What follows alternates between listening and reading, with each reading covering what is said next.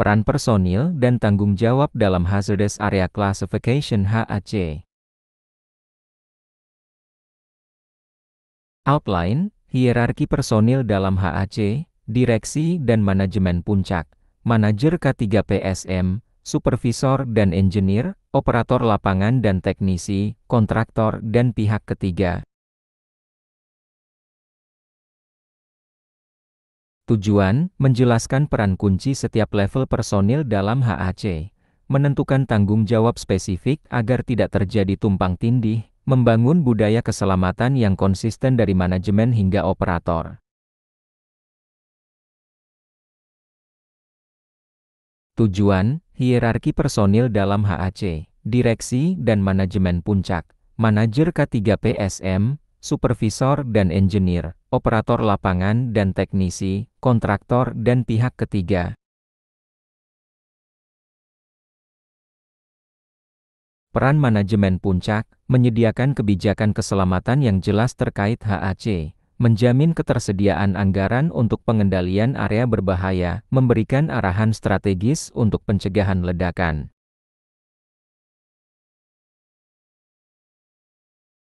Tanggung jawab manajemen puncak, menyetujui hasil HAC dan pemetaan area berbahaya, menetapkan struktur organisasi dan penanggung jawab HAC, mengintegrasikan HAC dalam strategi Process Safety Management PSM. Peran manajer PSM K3, memastikan penerapan HAC sesuai standar IEC 60079 atau NAK 500, mengkoordinasikan kegiatan audit dan inspeksi rutin, menjadi penghubung antara manajemen dan tim operasional.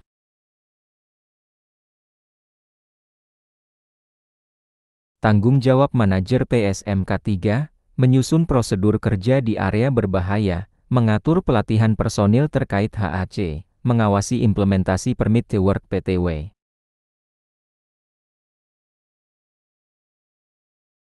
Peran supervisor produksi atau operasi, mengawasi pekerjaan sehari-hari di area berbahaya, memastikan pekerja memahami batasan zona HAC, mengontrol pekerjaan agar sesuai dengan izin kerja yang berlaku.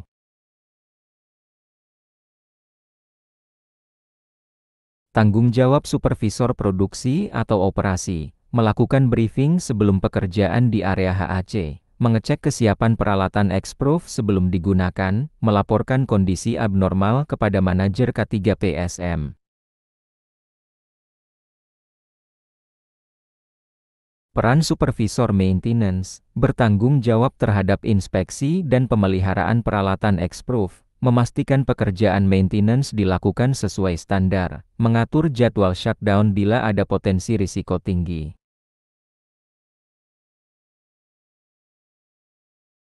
Tanggung jawab supervisor maintenance, mengevaluasi kondisi teknis peralatan listrik dan instrumentasi, menjamin penggunaan PTW dalam pekerjaan berisiko, mengawasi kontraktor yang melakukan pekerjaan di area HAC.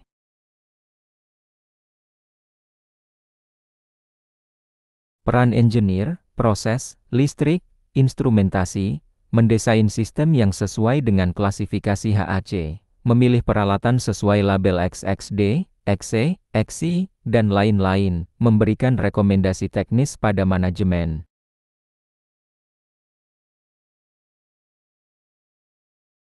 Tanggung jawab engineer, melakukan verifikasi teknis terhadap dokumen HAC, memastikan desain memenuhi standar keselamatan, mengupdate HAC saat terjadi perubahan proses MOC.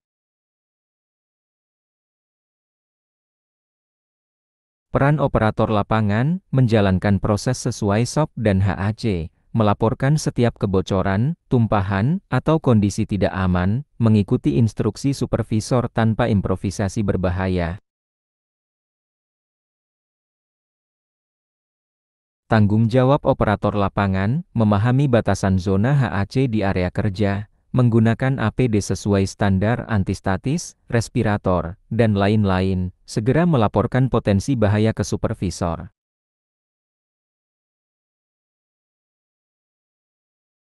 Peran teknisi listrik atau instrumentasi, melakukan instalasi peralatan listrik atau instrumen sesuai zona HAC, menguji keandalan sistem deteksi gas dan alarm, melakukan kalibrasi peralatan sesuai jadwal.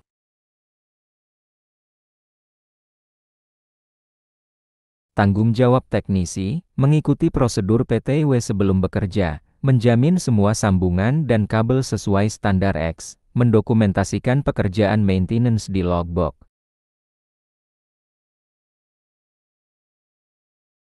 Peran kontraktor dan vendor, menyediakan tenaga kerja kompeten dan bersertifikat, mengikuti semua peraturan keselamatan di area HAC, bekerja hanya dengan izin kerja yang sah.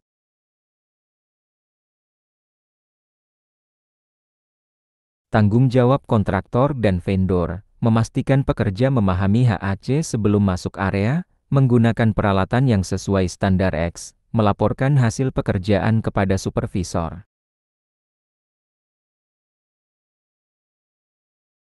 Peran auditor internal dan eksternal, memeriksa kepatuhan penerapan HAC secara berkala, mengevaluasi efektivitas pengendalian risiko, memberikan rekomendasi perbaikan.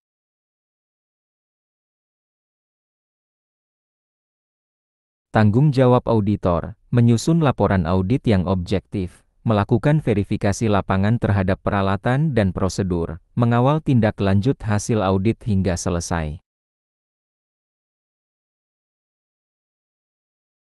Peran tim tanggap darurat (RT), siaga menghadapi potensi insiden di area HAC, melakukan simulasi evakuasi rutin, memberikan pertolongan pertama bila terjadi insiden.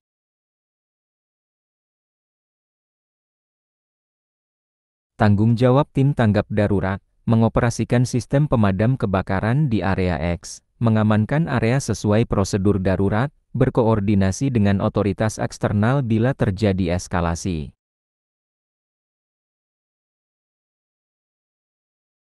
Peran Safety Officer HAC, menjadi pengawas keselamatan khusus di area berbahaya, memberikan briefing keselamatan sebelum pekerjaan dimulai, menjadi penghubung antara pekerja dan manajemen terkait isu HAC. Tanggung jawab Safety Officer HAC, memastikan peralatan proteksi tersedia dan berfungsi, mengawasi implementasi housekeeping di area berbahaya, membuat laporan inspeksi harian.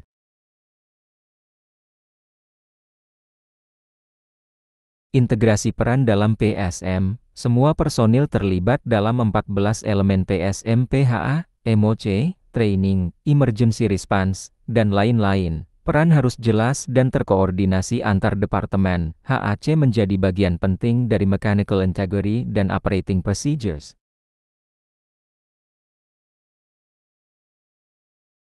Studi kasus, ledakan terjadi karena tanggung jawab personil tidak dijalankan. Contoh, peralatan non-X dipasang oleh kontraktor. Analisis menunjukkan lemahnya pengawasan supervisor dan audit internal. Pelajaran, peran personil harus jelas, diawasi, dan dievaluasi.